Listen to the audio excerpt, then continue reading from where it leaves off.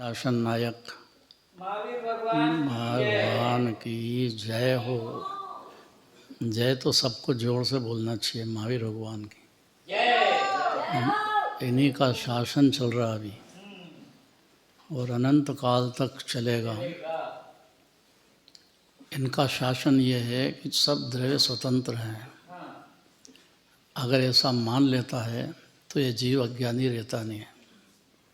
उसी क्षण सम्यक दर्शन ज्ञान और चारित्र चालू हो जाता है। जो इससे सरल बात और क्या होगी देखो। इसलिए आखिरी में कह दिया, खाली आपको जो पहचान जाए वो नियम से आपके समान सिद्ध भगवान बन जाएगा। है कि नहीं सिद्ध भगवान? काहे के लिए शिखर जी जाते हैं? वहाँ 7 राजू ऊपर विराजमान है कि नहीं? अनंत तीर्थंकर विराजते हैं। नियम ये है, ये तो पंचम काल है कि नहीं तो अयोध्या में जन्म होता है और सामने शिखर जी से निर्वाण होता है। इतनी बात अगर समझ जाए तो सिद्ध भगवान को अस्तित्व मानते से ही जीव को आत्मा का निज का अस्तित्व पता लग जाता है। कितना सरल।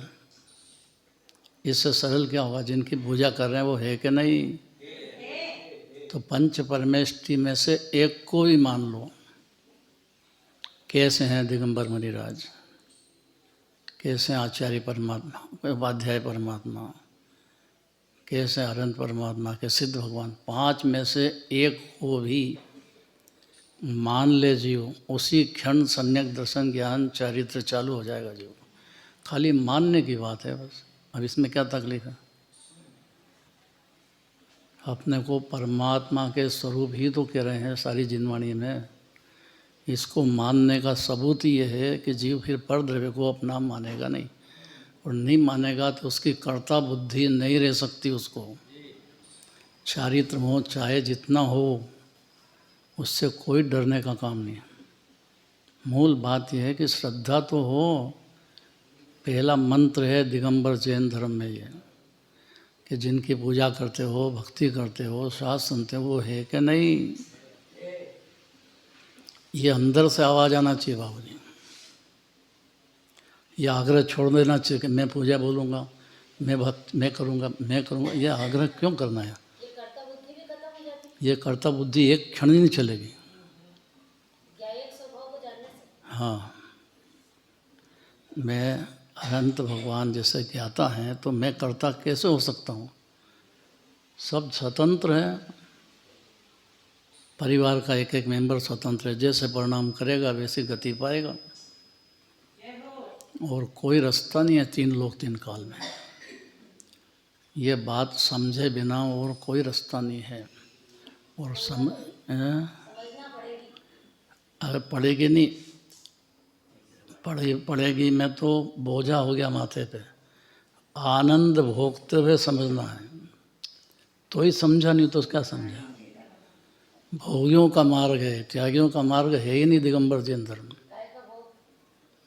आनंद का, शांति का, सुख का जैसे सिद्ध भगवान भोग रहे हैं, उनकी खान है हर जीव।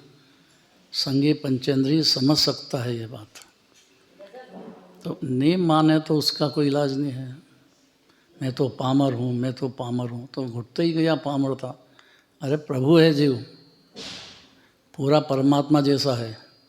ऐसा दिव्य धनी में जिनेंद्र भगवान कहते हैं।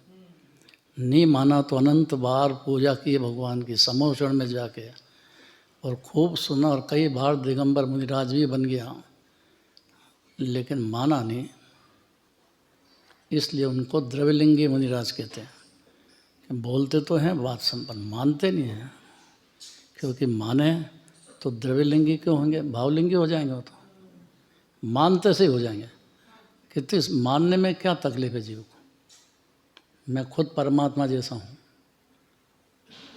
तो परमात्मा को पहचानेगा, वो अपनी आत्मा को तत्काल पहचानेगा। एक क्षण भी देर नहीं है। पहचान होना चाहिए। पहचान का मतलब जैसे माँ अपने बच्चे को पहचानती है कि नहीं? दोनों को, पुत्र हो कि पुत्री हो। लेकिन माँ ने 9 महीने पेट में रखा है तो वो उसका दोनों का प्रेम उसको जन्म पर्यंत रहेगा। अगले जन्म में भी अगर ले जाए साथ में तो वहाँ भी रहेगा।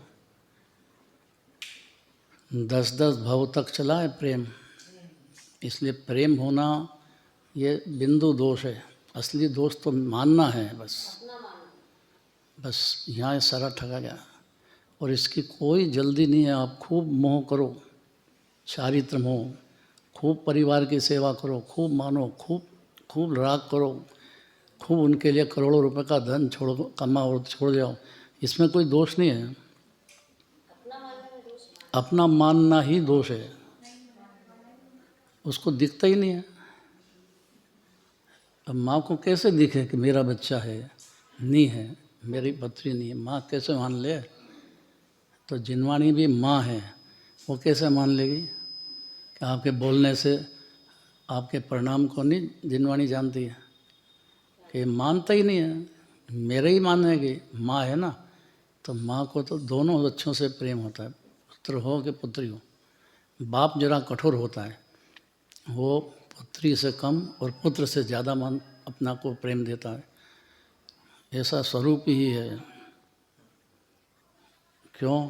क्योंकि पुत्र सेवा करेगा, ये तो दूसरे घर चली जाएगी। इसलिए बाप बहुत कठोर होता है।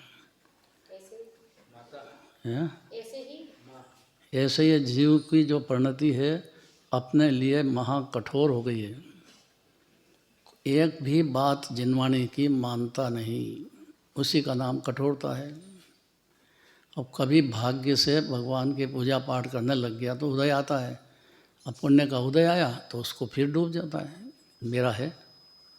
भाई मेरा नहीं है ये मनाना चाहते जिनवाणी, और ये बात मानता नहीं है। माने तो रत्नत्रय चालू हो जाता है जीव को एक क्षण में। कोई भी जीव हो, संगी पंचन है।